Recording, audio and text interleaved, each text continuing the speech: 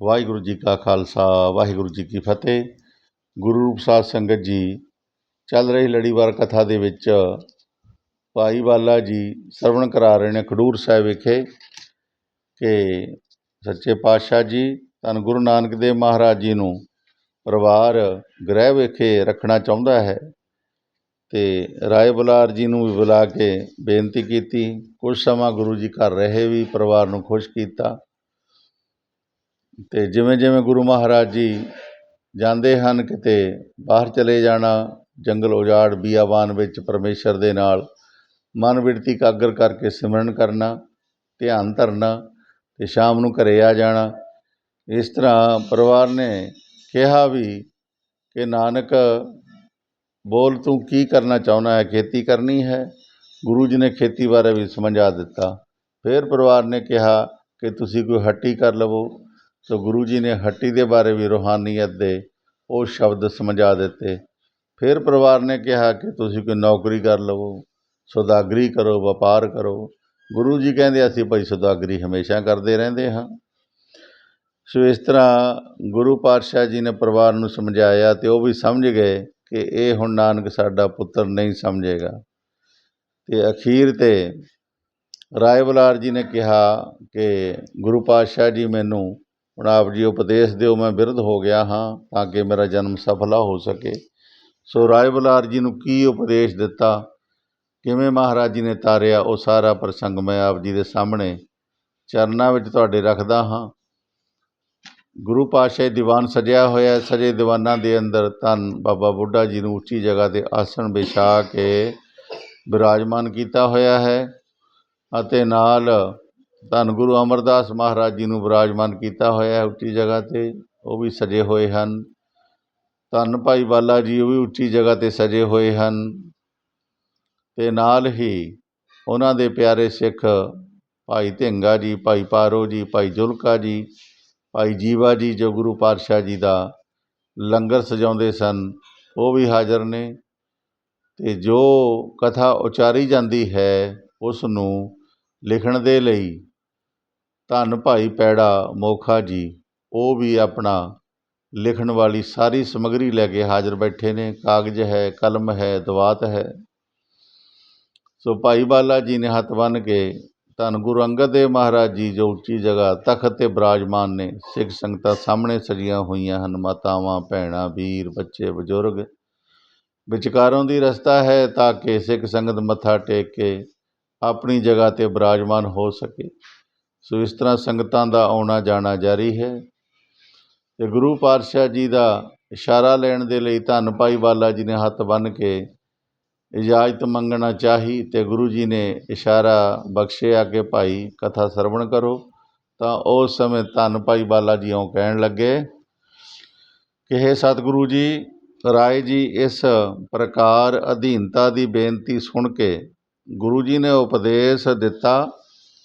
ਮਮ ਬੰਤਾ ਮੇਰੇ ਸੁਤ ਨਾਤੀ, ਮਮ ਸਦਰ ਇਹ ਮਰੇ ਗਿਆਤੀ। ਨਾਮ ਬੁਲਾਰ ਵਿਖੈ ਮਮ ਹੰਤਾ, ਸੋ ਬੰਧਨ ਮੈਂ ਲਖੈ ਏ ਦੰਤਾ। ਇਹ ਭੂਪਤ ਤਨੈ ਕੈ ਧਰਮਾ, ਆਪ ਰੋਪੇ ਭਾ ਉਰ ਭਰਮਾ। ਜਨਮ ਮਰਨ ਦੁਖ ਤਨ ਕੇ ਮਾਹੀ, ਬਾਲਕ ਬਿਰਧ ਤਰਨ ਤੂੰ ਨਾਹੀ। ਭਾਵ ਹੈ ਰਾਏ ਜੀ, ਮੇਰੀ ਇਸਤਰੀ, ਮੇਰੇ ਪੁੱਤਰ, ਮੇਰੇ ਪੋਤਰੇ, ਮੇਰਾ ਭਰਾ, ਮੇਰੀ ਜਾਤ, ਮੇਰਾ ਨਾਮ, ਇਹ ਹੰਗਤਾ ਹਉਮੈ ਮਮਤਾ ਦੀ ਮੌਨੌਤ ਹੈ। ਸਭ ਬੰਧਨ ਰੂਪ ਹਨ, ਆਪ ਹੀ ਮੰਨੇ ਹੋਏ ਹਨ। ਅਸਲੋਂ ਤੁਸੀਂ ਸੁੱਧ ਸਰੂਪ ਹੋ, ਤੁਹਾਡੇ ਵਿੱਚ ਕੋਈ ਬਾਲਕਪਣ, ਜਵਾਨੀ, ਬੁਢੇਪਾ ਨਹੀਂ ਹੈ। ਸਦੀਵ ਚੇਤਨ ਹੋ ਅਤੇ ਮਰਨ, ਜਨਮ, ਨਾਮ, ਰੂਪ, ਰੰਗ ਤੋਂ ਰਹਿਤ ਸਦਾ ਇੱਕ ਰਸ ਹੋ। ਬਸਤਰ ਸਮਾਨ ਸਰੀਰ ਜੋ, ਜੀਰਣ ਹੈ ਤਦ ਜਾਹੇ। ਜਾਂ ਤੇ ਨਿਆਰੇ ਆਤਮਾ, ਲਖੋ ਹਿਰਦੈ ਨ ਠਰ ਮਾਹੇ।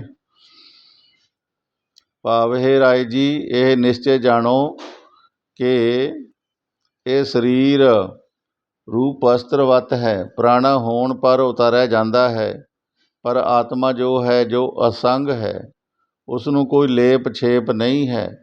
ਸੰਕਲਪ ਵਿਕਲਪ ਸਭ ਮੰਨਦੇ ਹਨ, ਆਤਮਾ ਨਿਰਵਿਕਲਪ ਹੈ।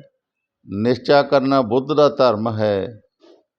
ਮਨ ਬੁੱਧ ਚਿੱਤ ਹੰਕਾਰ ਵੀ ਆਤਮਾ ਨਹੀਂ, ਆਤਮਾ ਇਸ ਤੋਂ ਪਰੇ ਹੈ। ਜੋ ਨਾ ਸੜਦਾ ਤੇ ਨਾ ਡੁੱਬਦਾ ਤੇ ਨਾ ਸ਼ਸਤਰਾਂ ਨਾਲ ਕੱਟਿਆ ਜਾਂਦਾ ਹੈ, ਨਾ ਪੌਣ ਉਡਾ ਸਕਦੀ ਹੈ, ਨਾ ਇਸ ਨੂੰ ਕੋਈ ਭੁੱਖ ਪਿਆਸ ਲੱਗਦੀ ਹੈ। ਇਤਿਆਦਿਕ ਬ੍ਰਹਮ ਗਿਆਨ ਦਾ ਉਪਦੇਸ਼ ਸੁਣ ਕੇ ਰਾਏ ਬਲਾਰ ਜੀ ਨੇ ਕਿਹਾ ਕਿ ਮੈਂ ਹੁਣ ਆਪਣੇ ਸਰੂਪ ਦਾ ਨਿਸ਼ਚਾ ਕਰ ਲਿੱਤਾ ਹੈ, ਮੇਰੇ ਸਭ ਬੰਧਨ ਛੁੱਟ ਗਏ ਹਨ। ਤੁਸੀਂ ਬੜੀ ਕਿਰਪਾ ਕੀਤੀ ਹੈ, ਜੋ ਜਨਮ ਮਰਨ ਦੀ ਫਾਹੀ ਵਿੱਚੋਂ ਮੇਰਾ ਛੁਟਕਾਰਾ ਕਰ ਦਿੱਤਾ ਹੈ। ਇੰਨੇ ਨੂੰ ਕੀ ਹੋਇਆ ਕਿ ਮਾਤਾ ਤ੍ਰਿਪਤਾ ਜੀ ਕਹਿਣ ਲੱਗੇ, ਇੱਕ ਦਿਨ ਗੁਰੂ ਜੀ ਆਪਣੇ ਘਰ ਮੰਜੇ ਪਰ ਵਿਰਾਜਮਾਨ ਸਨ। ਮਾਤਾ ਜੀ ਨੇ ਪ੍ਰਸ਼ਾਦ ਤਿਆਰ ਕਰ ਲਿੱਤਾ ਤਾਂ ਇੱਕ ਦਾਸੀ ਤੁਲਸਾ ਨੂੰ ਕਿਹਾ ਕਿ ਮੇਰੇ ਪੁੱਤਰ ਹੋਰਾਂ ਨੂੰ ਜਗਾ ਲਿਆਓ, ਜੋ ਆ ਕੇ ਪ੍ਰਸ਼ਾਦ ਛਕ ਲੈਣ ਤਾਂ ਕਿ ਠੰਡਾ ਨਾ ਹੋ ਜਾਵੇ। ਤਾਂ ਤੁਲਸਾ ਦਾਸੀ ਨੇ ਜਾ ਕੇ ਦੇਖਿਆ ਕਿ ਗੁਰੂ ਜੀ ਵਿਰਾਜਮਾਨ ਹਨ। ਤਦ ਆਵਾਜ਼ ਮਾਰ ਕੇ ਜਗਾਉਣ ਯੋਗ ਨਾ ਸਮਝ ਕੇ ਇੱਕ ਚਰਨ ਕਮਲ ਜੋ ਨੰਗਾ ਹੀ ਸੀ, ਉਸ ਨੂੰ ਆਪਣੀ ਜ਼ੁਬਾਨ ਨਾਲ ਚੱਟਣ ਲੱਗ ਪਈ। ਤਾਂ ਉਸੇ ਵਕਤ ਇਸ ਨੂੰ ਤਿੰਨਾਂ ਲੋਕਾਂ ਦੀ ਸ਼ੁੱਧ ਹੋ ਗਈ, ਗਿਆਨ ਹੋ ਗਿਆ। ਦੇਖਿਆ ਕਿ ਸਮੁੰਦਰ ਵਿੱਚ ਮਨ ਸੁਖ ਦਾ ਜਹਾਜ਼ ਡੁੱਬਣ ਲੱਗਾ ਹੈ। ਉਹ ਬੇਨਤੀ ਕਰਦਾ ਹੈ ਕਿ ਮਹਾਰਾਜ ਮੇਰੀ ਸਹਾਇਤਾ ਕਰੋ, ਸੰਗਲਾ ਦੀਪ ਵਿੱਚ ਪਹੁੰਚਾਓ, ਮੈਂ ਤੁਹਾਡਾ ਦਾਸ ਹਾਂ, ਰੱਖਿਆ ਕਰੋ।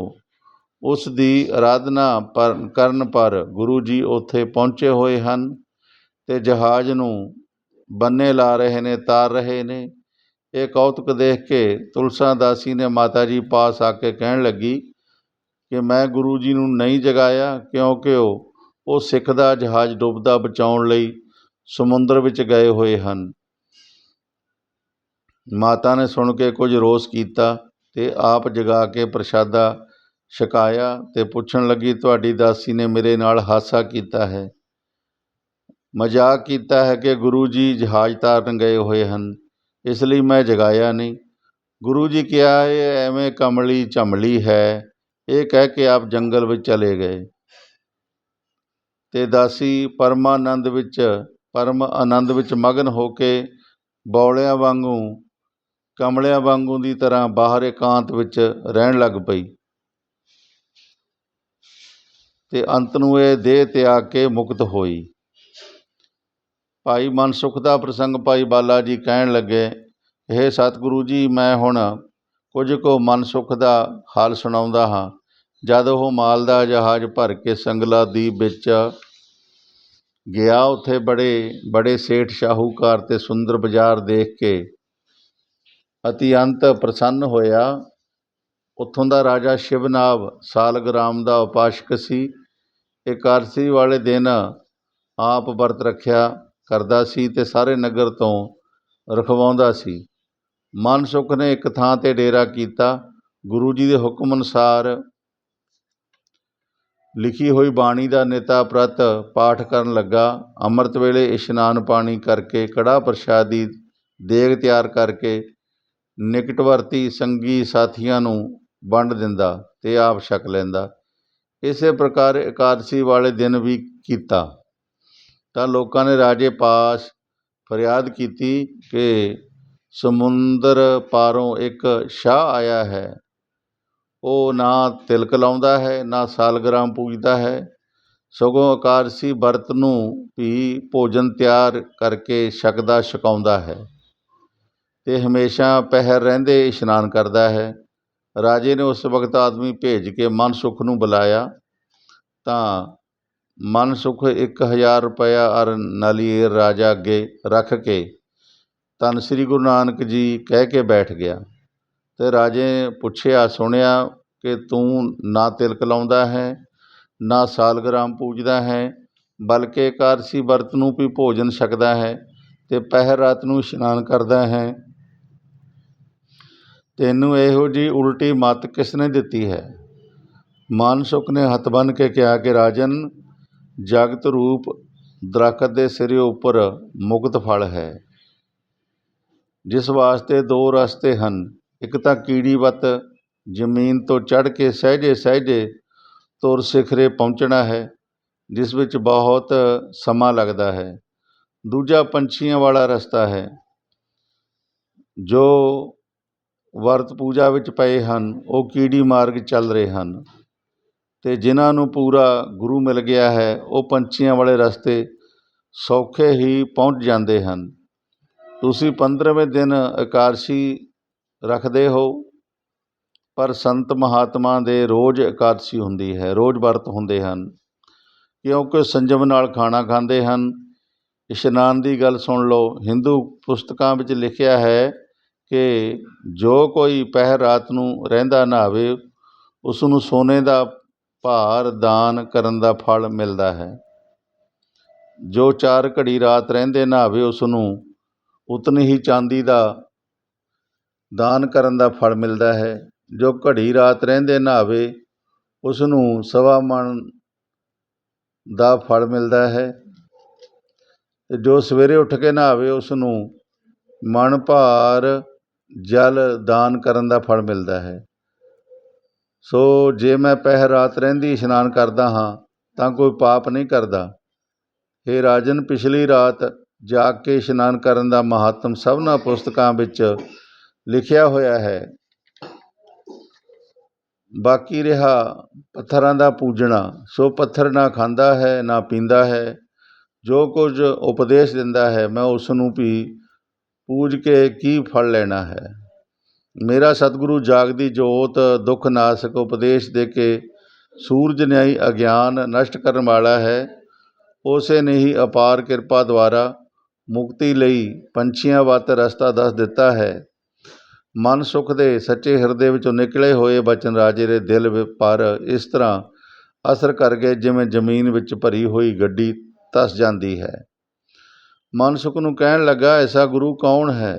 ਮਨਸੁਖ ਨੇ ਕਿਹਾ ਕਿ ਸ੍ਰੀ ਗੁਰੂ ਨਾਨਕ ਦੇਵ ਮਹਾਰਾਜ ਜੀ ਹਨ, ਜੋ ਰੱਬ ਦਾ ਰੂਪ ਹਨ ਅਤੇ ਜਗਤ ਉਦਾਹਰਨ ਹਿੱਤ ਆਏ ਹਨ। ਉਹਨਾਂ ਦੇ ਗੁਣ ਦਰਸ਼ਨ ਕੀਤਿਆਂ ਹੀ ਜਾਣੇ ਜਾਂਦੇ ਹਨ।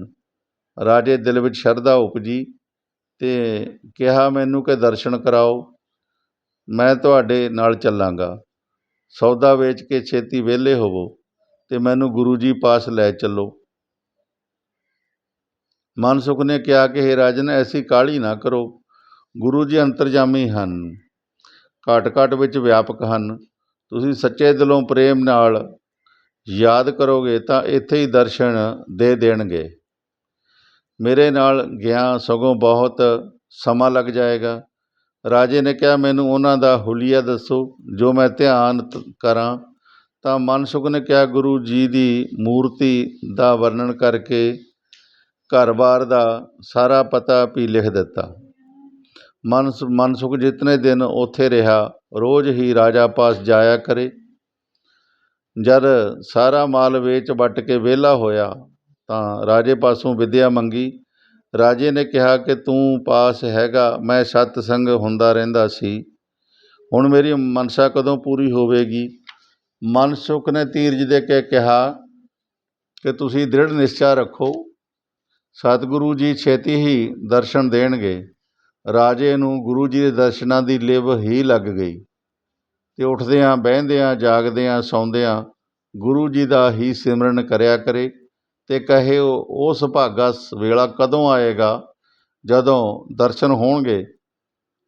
ਦਰਸ਼ਨ ਦੀ ਐਸੀ ਤਾਂਘ ਮਨ ਵਿੱਚ ਲੱਗੀ, ਖਾਣਾ ਪੀਣਾ ਭੁਲਾ ਕੇ ਹਰ ਵੇਲੇ ਹਰ ਘੜੀ ਗੁਰੂ ਜੀ ਕਹਿ ਕਹਿ ਕੇ ਨੇਤਰਾਂ ਵਿੱਚੋਂ ਪ੍ਰੇਮ ਨਾਲ ਜਲ ਵਗਾਈ ਜਾਵੇ।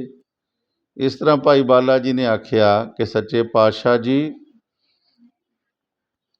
ਇਹ ਜਿੱਥੇ ਆਪ ਤਰੇ ਹੋਏ ਸਨ ਭਾਈ ਮਨਸੁਖ ਜੀ, ਅਤੇ ਨਾਲ ਹੁਣ ਇਸ ਰਾਜਨ ਨੂੰ ਵੀ ਤਾਰ ਦਿੱਤਾ, ਸੰਗਤ ਕਰਕੇ ਸੱਚਾ ਰਸਤਾ ਦਿਖਾ ਦਿੱਤਾ, ਅਤੇ ਮਨਸੁਖ ਵੀ ਭਗਤੀ ਰਸ ਦੇ ਵਿੱਚ ਆ ਗਿਆ।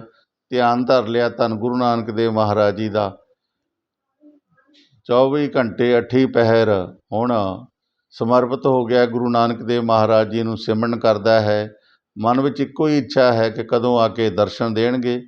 ਸੋ ਉਹ ਮਨ ਦੀ ਭਾਵਨਾ ਇਸ ਰਾਜੇ ਸ਼ਿਵਨਾਥ ਦੀ ਕਦੋਂ ਪੂਰੀ ਹੁੰਦੀ ਹੈ ਅਤੇ ਮਨ ਸੁਖ ਕਿਵੇਂ ਆਪਣੇ ਵਾਪਸ ਘਰਾਂ ਨੂੰ ਆਉਂਦਾ ਹੈ। ਇਹ ਪ੍ਰਸੰਗ ਇੱਥੇ ਹੀ ਸਮਾਪਤ ਹੁੰਦਾ ਹੈ ਗੁਰੂ ਜੀ। ਅਤੇ ਅਗਲਾ ਪ੍ਰਸੰਗ ਜੋ ਤਲਵੰਡੀਓਂ ਤੁਰਦੇ ਹਨ ਸੱਚੇ ਪਾਤਸ਼ਾਹ ਜੀ, ਅਤੇ ਅਗਲੇ ਕਿੱਧਰ ਨੂੰ ਜਾਣਾ ਹੈ, ਕਿੱਧਰ ਯਾਤਰਾ ਕਰਨੀ ਹੈ, ਅਤੇ ਉਹ ਸਾਰਾ ਪ੍ਰਸੰਗ ਮੈਂ ਆਪ ਜੀ ਨੂੰ ਅਗਲੇ ਦੀਵਾਨ ਵਿੱਚ ਸਰਵਣ ਕਰਾਵਾਂਗਾ। ਇੱਥੇ ਹੀ ਮੈਨੂੰ ਭੁੱਲਾਂ ਚੁੱਕਾਂ ਦੀ ਖਿਮਾ ਦਿਓ, ਅਤੇ ਨਾਲ ਆਪਾਂ ਵੀ ਖਿਮਾ ਮੰਗਦੇ ਹਾਂ ਕਿ ਸਤਿਗੁਰੂ ਮਹਾਰਾਜ ਜੀ ਰਹਿਮਤਾਂ ਕਰਨ ਕਿ ਸੁਣੇ ਹੋਏ ਵਿਚਾਰਾਂ ਵਿੱਚੋਂ ਕੋਈ ਵਿਚਾਰ ਸਾਡੇ ਹਿਰਦੇ ਵਿੱਚ ਵਸੇ, ਤਾਂ ਕਿ ਫਿਰ ਸਾਡਾ ਲੋਕ ਸੁਖੀਏ ਪਰਲੋਕ ਸੁਹੇਲਾ ਹੋ ਸਕੇ। ਬਣੇ ਰਹੋ ਚੈਨਲ ਦੇ ਨਾਲ ਤਾਂ ਕਿ ਚੱਲ ਰਹੀ ਲੜੀਵਾਰ ਕਥਾ ਦਾ ਆਨੰਦ ਆਪਾਂ ਲਗਾਤਾਰ ਮਾਣਦੇ ਰਹੀਏ। ਭੁੱਲਾਂ ਚੁੱਕਾਂ ਦੀ ਖਿਮਾ। ਵਾਹਿਗੁਰੂ ਜੀ ਕਾ ਖਾਲਸਾ, ਵਾਹਿਗੁਰੂ ਜੀ ਕੀ ਫਤਿਹ।